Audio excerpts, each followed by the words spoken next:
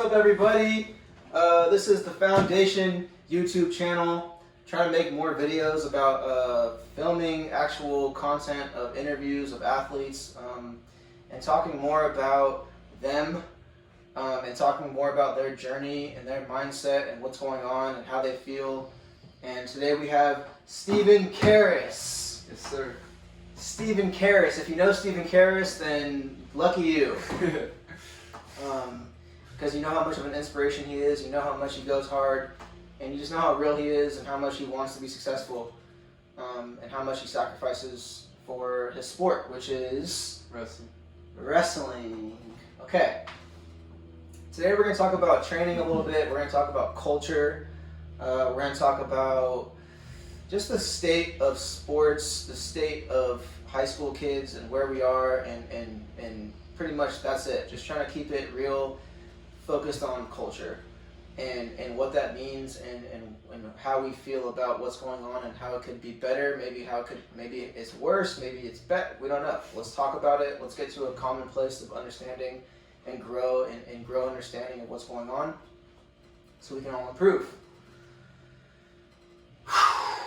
First things first. Steven. Mm-hmm. When did we meet? My freshman year. Freshman year. Yeah. Okay.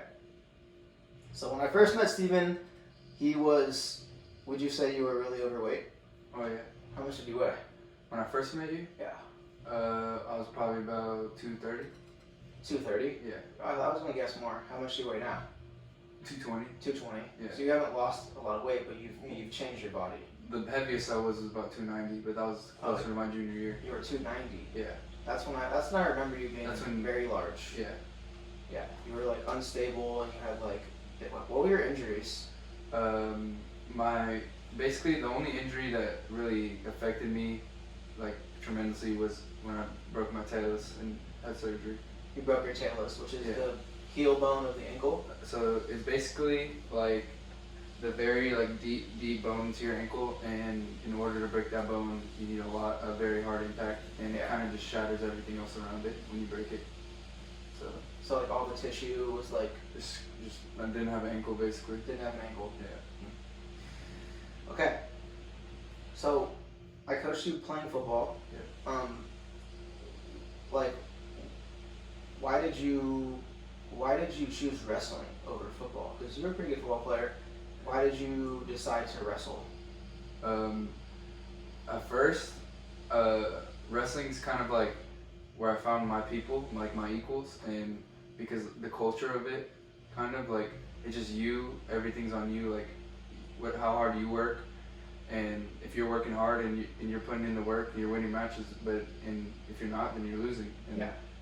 And for football, it's kind of like a team sport, and I love playing football. It's really fun, but like wrestling is just really my passion, and like I couldn't live without wrestling, but I could live without football. I feel like I felt the same way as an athlete.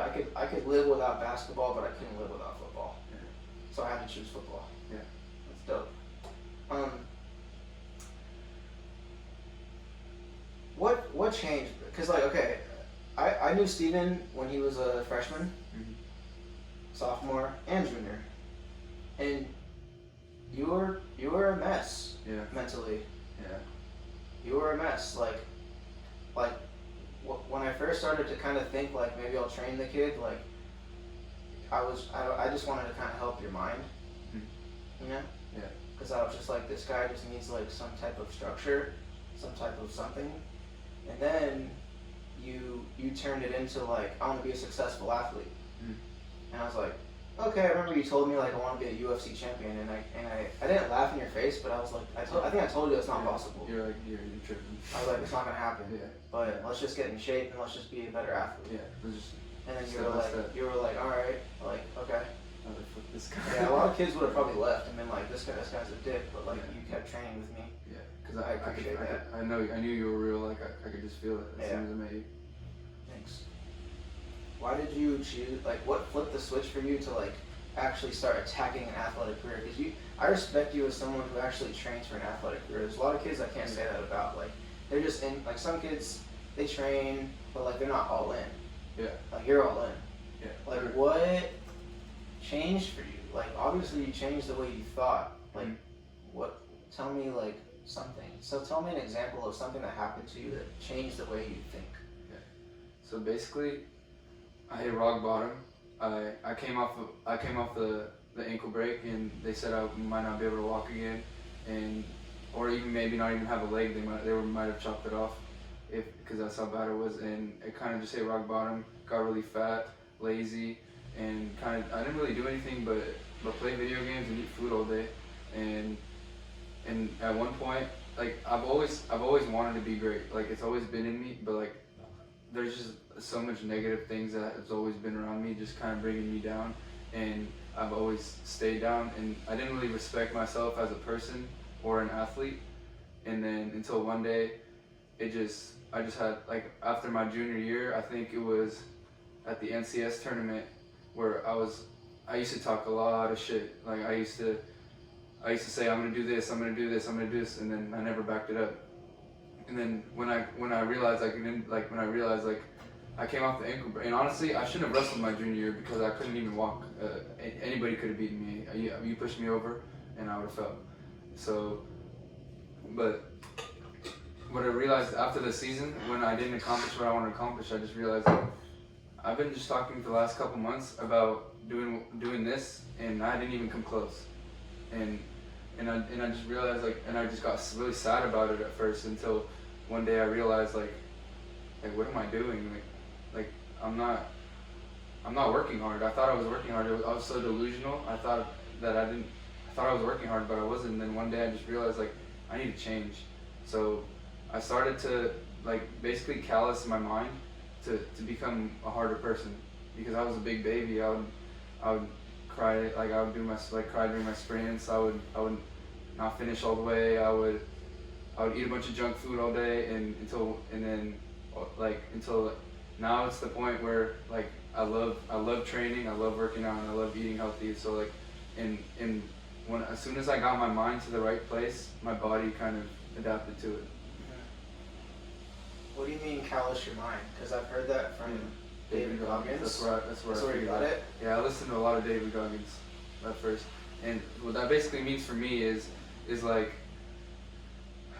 I wake up every day, like I have the same routine: brush my teeth, make my bed, do everything, and you can't slip up. You gotta stay disciplined. Like I can't, like I was basically addicted to food, so like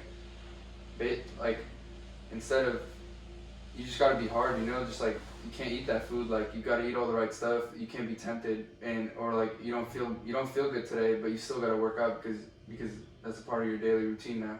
Right. So like I always tested myself. So like about once a week I did something that I would think is completely impossible for me to do. Like I couldn't really walk, but then one day like after my surgery, I couldn't really walk, but I thought I was gonna climb Mission Peak, and everybody would tell me I was crazy. So I was like, I'm climbing Mission Peak. Because I went with my brothers and my friend, and they all left me because they're like, we're going home. But I was like, no, you go home. I'm not going home until I come back down, all the way up and down. So it's about like a 3 mile up, straight uphill, really steep hill, and it was crazy for me to try to do that at the time. Like right now, I'll run up and down it like it's nothing, but back then, it was painful, and I just remember myself crying as I was coming down the mountain. And you were crying? Yeah, it was that painful. I remember crying. Then I remember crying down that mountain, and as soon as I came off, I was like, geez, I'm a hard motherfucker, and I love it. I was like, I love this shit. And then it's basically like that. Like I test myself all the time. Like whatever you think is your like capacity. Like, oh, I'm done, I need to stop. Like you could always go more. Yeah. And a lot of people don't realize that. Right. Someone else is always gonna work harder than you. That reservoir of energy is like endless. Mm-hmm. If you understand it. Yeah. Okay. How did you deal with negativity in high school? Because, like, there's a lot of kids that maybe like they're getting like not very good support by like their coaches or like PE teachers or like definitely. or like just teachers that are just being mean for no reason or not really on your side. It feels like they're not really on your side. Like, how did you combat just the vibes? Like, how did you create your own mindset, philosophy? Like, how did you do that? So I'll start with like when I was in like my first couple years of high school, I kind of bought into the negativity. Like I used to like I didn't get necessarily bullied, but I kind of got bullied by my closest people. You know, my best friends and my brothers. Like, you know, like just little stuff like fat ass. Like yeah, like, just like you know like just little stuff like that. Like I just got and when it comes to like teachers and stuff, there's a lot of teachers that kind of like instead of helping me, kind of just threw me away and said he's not gonna be shit. He's like this kid. Like I was a bad kid in class. Like I messed around. I didn't really have respect for my teachers like I do now. Like which is partly my fault, but the teachers didn't really do anything to help me realize that they're here to help me and not here to be mean to me. You know, like I didn't really have that respect, which like I do now. But I kind of just played into the negativity, and I was myself a negative person, which you know, and you know I've been working on that, and yeah, and kind of one day, like as soon as I started to respect myself, which I didn't do until I started, I didn't realize it, but I was a sad guy, but I kind of always laughed it off, like with jokes, like I kind of just always was funny, you know, like I kind of just made jokes until one day I realized, like I looked in the mirror, I'm like, dude, I'm a piece of shit. I don't even respect myself, and how do I expect other people to respect me? Like not even just as an athlete, but as a person. So when I started to eat healthy, and like I realized like how mentally tough I really am, and I started to respect myself, people around me started to respect me too. And you think you were insecure? Oh, 100%. Definitely very insecure. And I always laughed it off. Laughed it off? Yeah. That's what a lot of people do. Yeah. And that's why I can I know I can spot an insecure person like it's like, cause I know that was me. That was you. Yeah. That person's really familiar. Yeah. I mean, I'm confident now, but I worked my ass off to get this confident. I was not always confident. Right. Yeah. I can attest to that. All right. So, where did your curiosity come from? Because a lot of kids that are like you, like the state of mind that you were in, like depressed, insecure. A lot of those kids are so in their feelings that it's hard for them to be curious and to actually actually have courage to like ask a teacher, ask a coach, ask somebody for help, like be willing to go train with a trainer. Like, where does that come from? It's not very common. If you have the combination of insecure and curious. Yeah. Well, because deep down, I always knew that I was like, basically I always knew I had the discipline and I had the mental toughness to be successful, but I was so delusional about the state I was in that I didn't realize what I was doing. I was so scared of failure that I didn't really try.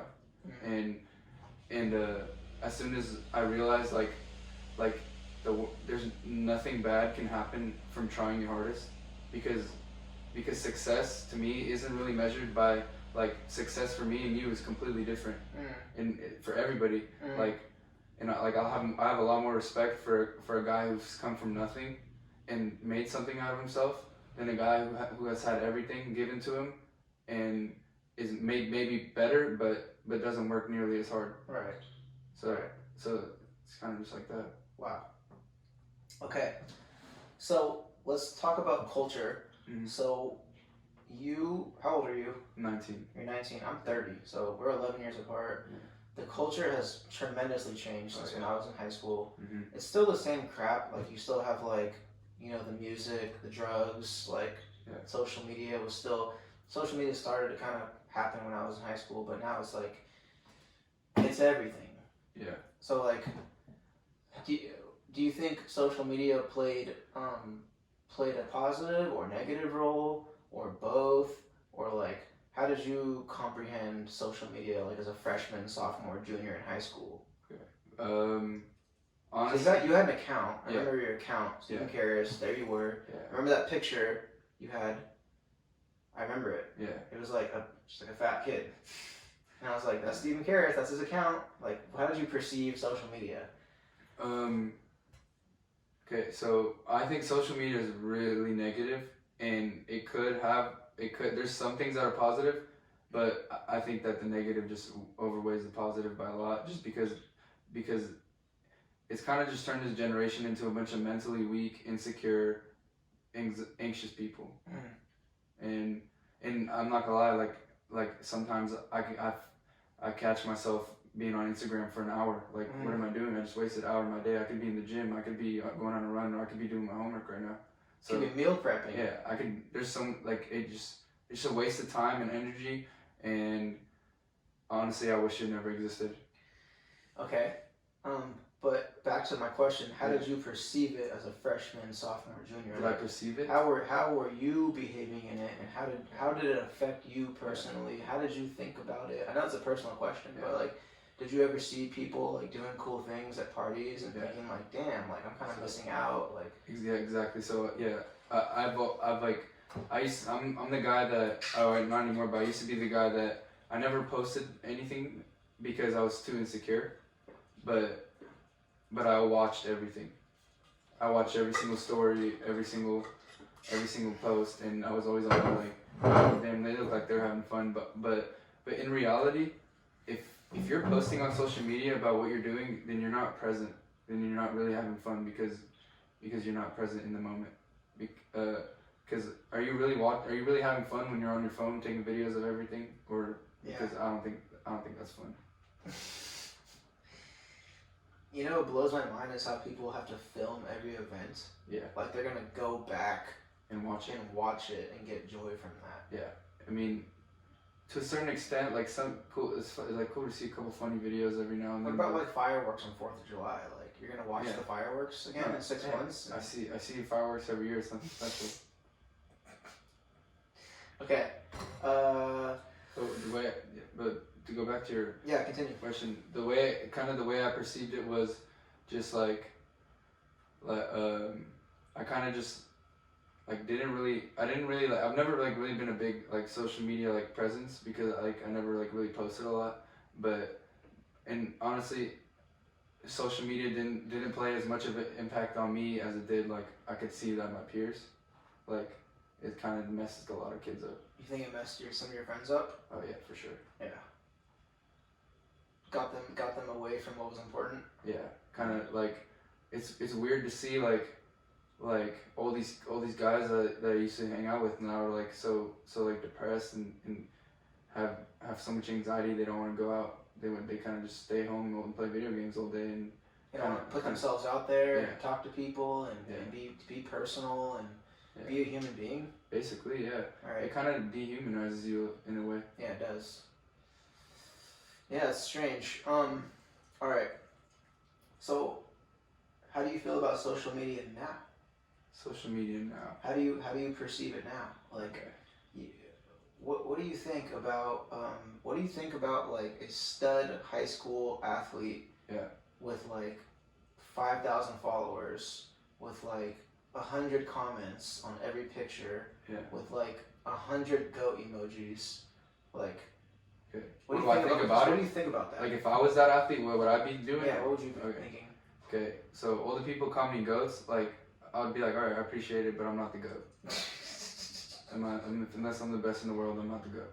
Right. Like, but like I kind of like would just brush like be like cool people mess with me, but like the way I would do it is I would form my Instagram to look like I would think of in a college coach's perspective, like what would I want to see? What kind of kid would I want on my team? And like all these people, all these athletes who like kind of try to be like thugs and athletes at the same time. Like no college coach is gonna want you. Nobody. You can't post a gun and then football highlights. Like can't do that. Yeah, not a good mix. If I was a coach, I wouldn't want you on my team. Like, Yeah, me either. like, you kind of just, if you really want to be an athlete and you really want to take it seriously, then you got to put everything into it. Like the way like, if I was a guy with 5,000 followers, and honestly, I'll post maybe a couple highlights, maybe a couple pictures, but just keep it really simple and not be on it too much. And kind of ignore the comments. Right. They don't mean anything. They don't. Like some kid in like Tennessee who's 12 years old called you the GOAT. Yeah. I'd rather my friend come up to me and tell me like, oh hey, that play was really cool. Like you're fun to watch. You know, like instead of like oh that's my boy. Like people trying to claim you now. Like now that you're successful, people trying to claim you. Like oh that's my boy. You know like right. Like we're at him like like when I wasn't shit, nobody messed with me. Like right. Kind of like that like. Right. Okay, that's good stuff. So, what do you think? Where should kids be putting their energy? Because it sounds like you don't think they should be putting it on social media. No. So, like, what are the steps to do for these kids who might be in a situation of, I haven't really taken sports as seriously as I want, but I am a dope athlete and I want to be successful, and like, I kind of fell off because I kind of bought into social media a little bit too much. Like, what do I do? That's kind of where I saw myself, but not necessarily social media. But I kind of had a late start. I didn't really take myself seriously as an athlete or really work very hard until my senior year.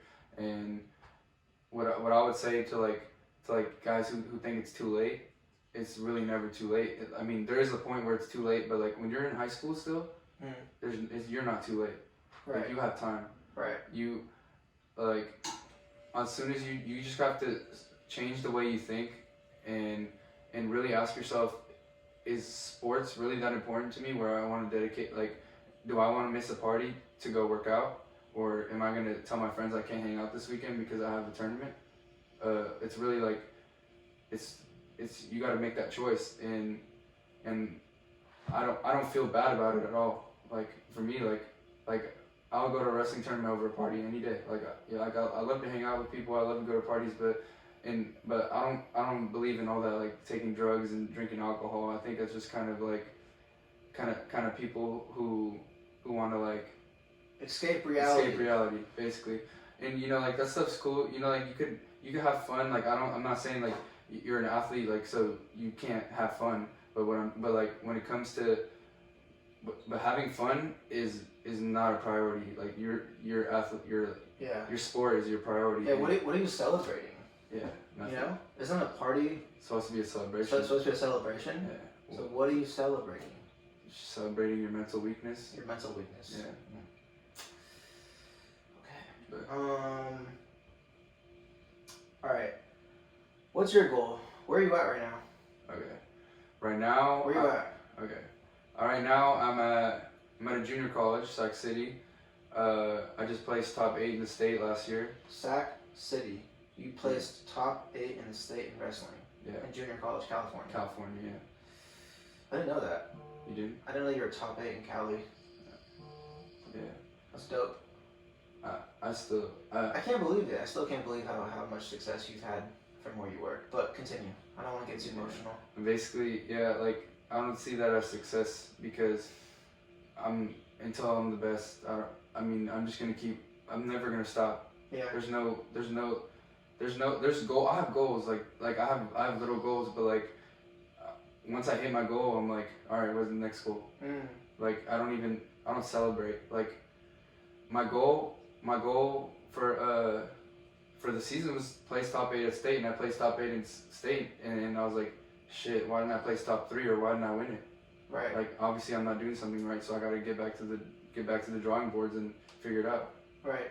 And I watched a lot of film and talked to you a lot, and kind of like made me realize like, yeah, I'm a strong kid, but I need to be able to move, and yeah. And that's where like the cars and the pails and rails and all that stuff helped me a lot to be able to move.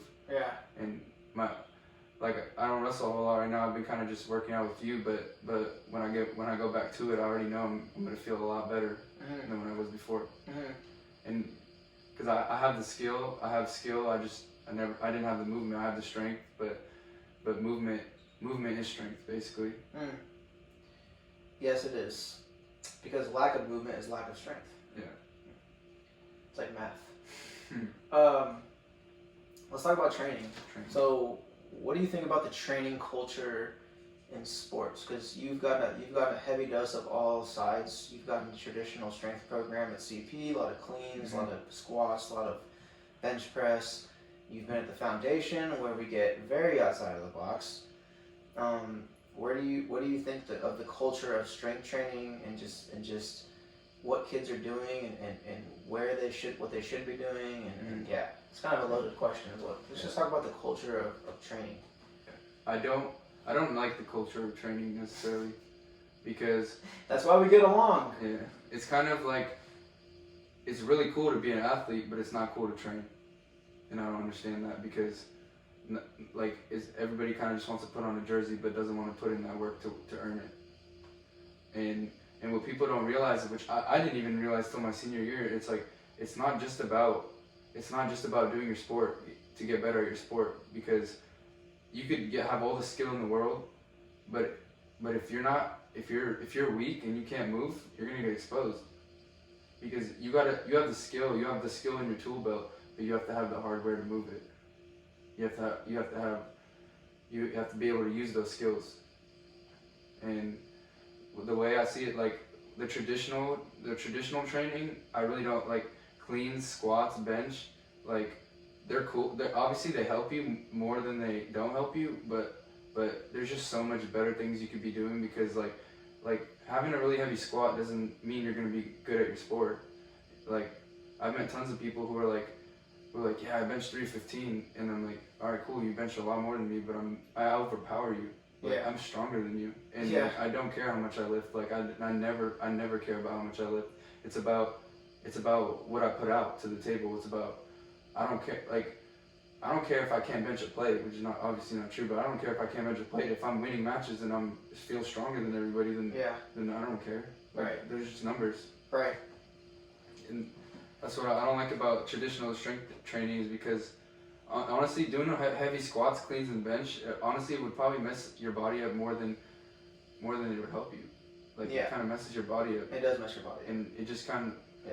benching and squatting all the time just gets you good at benching and squatting, instead of getting like sport specific and like movements, because Well, let's say this: benching and squatting gets you good at benching in that angle. yeah. Squatting gets you good at squatting in that angle. So like when I bench, I kind of like I work out. Like people think I'm a weirdo when I work out sometimes, because like sure, I'll bench like this all the time, but like sometimes you switch up the grips, widen, Sure. go like this, because it's like in any sport, but in wrestling, like you're never gonna push somebody like this. It's always gonna be awkward. It's never like, or like you're never just gonna squat and pick somebody up. Like you're gonna be moving and you're gonna be at awkward positions, and you gotta be on one strong. leg, Yeah. you're gonna be have your arm in the air. Sure. And if you're not strong there, then you will get exposed. Yes, you will. Why is it so hard for high school kids to focus? Why is it so hard for them to focus? Because what I see is that you have a bandwidth, right? You have a bandwidth in your brain and your mind, and you only have so much that you can focus on. Mm-hmm. And I just see a lot of high school kids, it's really hard for them to focus on what they are doing. Yeah. They get distracted. And you're in it. I used to be in it, but you're in it tough. Like what is going on with these kids, and why is it so hard for them to focus? Is it really just like mental and like self-compassion and like love and self-respect? Is that Why you think self-respect is the reason that they don't focus? I think it's part of it. Like they don't have self-respect? I don't want to say they don't have it. I just think it's a little bit of a part of it. Yeah. But Like how I was, like how I didn't respect myself. Yeah. Yeah. So like if you don't really respect yourself, like it's gonna be hard for you to focus, because focusing takes like that means that you give a shit about yourself. Like Yeah. that means that you care about yourself. So you're gonna do it. But I think social media has a lot to play in with that, and because you have now like a new generation of cloud chasers, and everybody wants to be famous. Everybody Clout wants, chasers. yeah. Everybody wants the hype, you know. What's a clout chaser, bro? Can you break this down for me? Clout chaser. I don't know the exact definition, but it's kind of like, I guess clout is like fame and like not respect, kind of like fake respect. I don't know, Yeah. like Attention? Yeah, attention. That's what it is. Like, oh, like everybody knows that guy. He has a lot of clout. You know, like, oh, he's cool. He can do this. Like, you're known for something, and everybody kind of wants to be known for something. But like, some people want attention so bad, like they'll do like stupid things. Like, do you really want to be known for a dumbass? Like, I'd rather be not known at all than be known as a dumbass. Then A lot of people would rather be known as a dumbass than not be known at all. yeah. Just to Which be is known, sad. just to Yeah. be accepted, just to be accepted by society. Which how I was like making jokes in class and acting really stupid and kind of just disrespecting my teachers for no apparent reason. Like I was one of those kids, Yeah.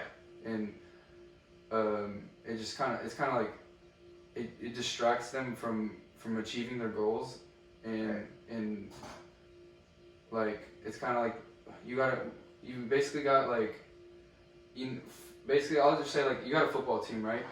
You got about like 2-3 grinders, and then the rest are jersey wearers, and that's kind of what this generation is. Okay, that's good stuff. I'll just add that it's funny how you said attention, right? So they're trying to get attention, Yeah. right?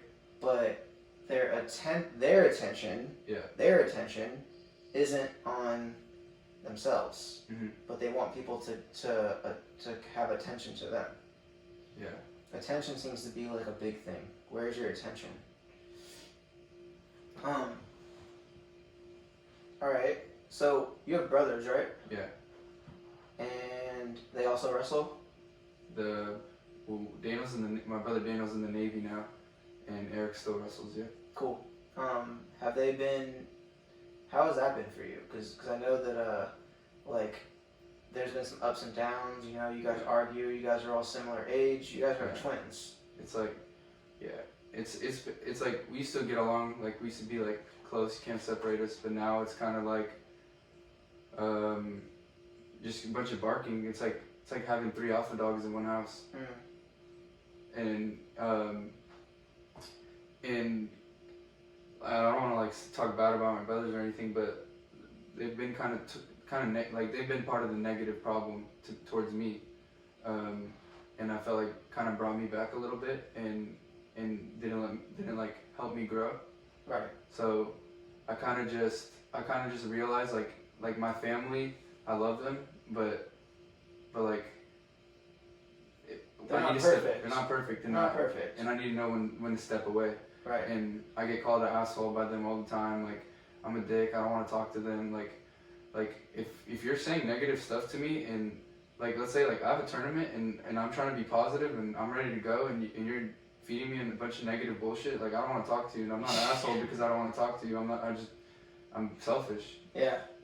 It's not my responsibility to talk to you right now. I Yeah. just don't want to talk to you. Yeah. Like me and my brother, basically, me and my brother Eric, the other brother, we butt heads a lot. Like I love him, but we fight all the time.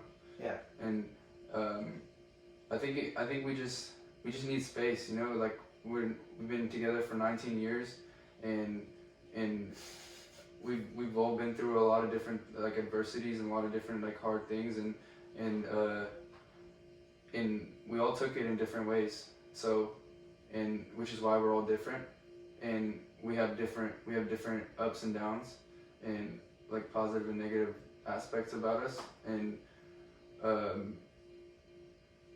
basically, yeah, like I think we just need space from each other, and because it's gotten pretty negative for me. Like I can relate. I have a brother. Yeah. And like me and him hung out like 4 days ago, and it was easily the smoothest, best time I've ever had with him. Yeah. In 30 years, bro. I'm 30. He's like 33. Yeah. And it's just been like chaos. chaos. chaos, dude, the whole time. Like every time we get together, it's like we got into a fist fight before, you know?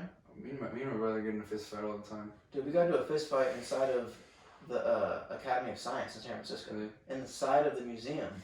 A real fight. Yeah. It was awful, bro. It was awful, and like it's just been rough. But you know what I can tell you is that it's about being the bigger person. It's about being mature. It's about being calm. It's about being understanding. It's about perspective, about where they're coming from and trying to understand their emotions, which sucks. Yeah, it sucks. It sucks, but you gotta understand where they're coming from and why they feel a certain way. Yeah, like. But dude, I just wanted to bring that up because I think a lot of people have struggled like finding balance between like family and like their dreams and like how do I like maintain my good energy and like my focus and still like keep it cool. Yeah. But I kind of want to separate myself, but I can't because they're my family. But I have to like have like boundaries. Yeah, boundaries. That's a good word. Yeah. So. Yeah. So one more question about it, like, what boundaries have you kind of made in your mind? And this is going to be online, so you don't have to like be too personal, but like, you know. So, basically, what I'm first gonna say is like getting to know myself and going to war with myself. Has kind of like basically like I got more intelligent about my like the mind and how and with other people too, how they think, how they might think, and how something can affect them, and that you got to realize that not everybody's like you and everybody takes things in different ways. And what I try to do is I kind of feel for them, but I don't let that stop me from what I need to do. So when I set boundaries, it's basically like I don't really care what they think about me or what they say to me, because I'm gonna do what I need to do at the end of the day. Yeah, you know you're being honest. Yeah, like I know I'm right. So yeah. I'm gonna sleep. I'm not gonna have a hard time going to sleep. Right.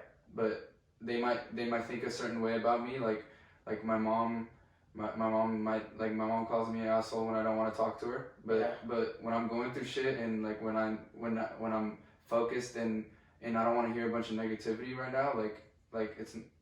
I don't think I'm being an asshole. I think I just need some space, and just because you're my family or just because you're my friend, it doesn't give you the right to say like that you can talk to me whenever you want.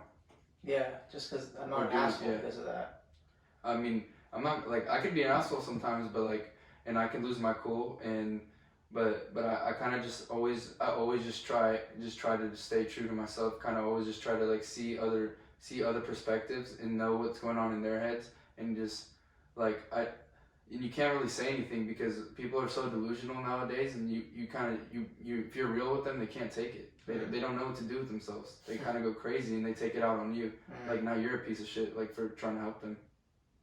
And so with boundaries, it's like I've always been so worried about what other people think about me and trying to impress everybody, like say yes, and now it's to the point where like I'm selfish. Like I have a big heart. Like I'm not selfish in that kind of way. Like I always help people. I always try to do good things and all that. But when it comes to what I need to do, like I can't help you until I help myself. Like if I like when my sports, my athletics, like my school, all of that comes before anything else. And if you can't take that, then we can't be friends. We can't, like I'm gonna have to separate myself from you because if you're not going like this in life and you're going like this, then I can't be around you. Can't be around you. No. Yeah, that's healthy. Because I feel like you're the type of person that like goes above and beyond for people. And they don't do the same back. And they don't do if they don't do the same back, if they can't meet you halfway, or at least like 40%. Mm-hmm.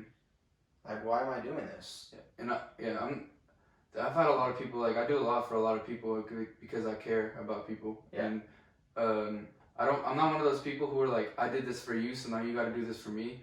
But if you're not showing me that, like, basically, like if when shit goes down and like I need you and you're not there and I know you're not going to be there for me, then I don't want to be around you.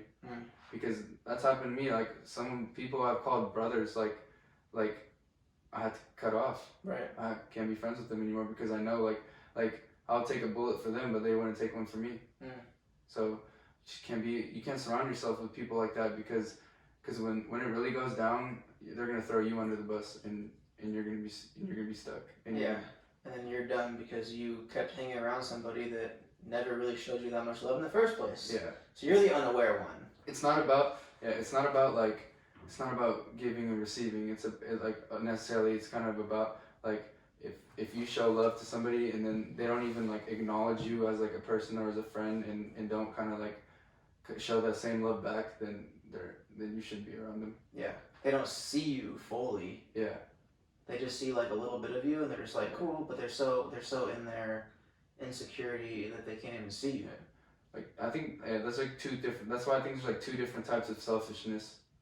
There's like the like my type of selfishness, and then there's like other people type of selfishness where they always receive but they never want to give, and they like. I feel bad for a lot of people, but that's like, real, dude. Yeah. Two types of selfishness. That's real. Yeah. One unhealthy, one healthy. Yeah. You have to be a little bit selfish because if you're always worried about impressing people and always worried about doing things for other people, then when are you going to be able to do it for yourself? Like when are you going to like if I'm not mentally okay and I'm not straight, then how could I help other people if I can how am I supposed to give somebody an advice when I don't know myself? Like that's like me, like basically when it comes to training, that's like me getting trained by somebody who's never played sports and doesn't know what they're talking about. Kind of like that. Like how do I like that's why I don't get like these clown trainers. Like how are you gonna train somebody but you haven't been through it. You don't know what these athletes are going through and you don't know what they need. Right. It's kind of like that, but like on like the social. We'll do another podcast one day on clown trainers, but that's okay. That's okay. Everyone's trying to find their own way. Yeah. Dude, that was amazing. We're gonna wrap that up. We're gonna wrap it up. That was great. Thanks for listening. Thanks for watching. If you have any questions, please comment. Please ask. If you want to know more about Steven, please ask. If you want to know more about me, please ask. We welcome it. We want conversation. We want open-mindedness. We want dialogue. That's why we do this, so we can all learn. We can all grow. We're all better for it. Thanks, Steven. You're welcome. Thanks, bro. Thank you.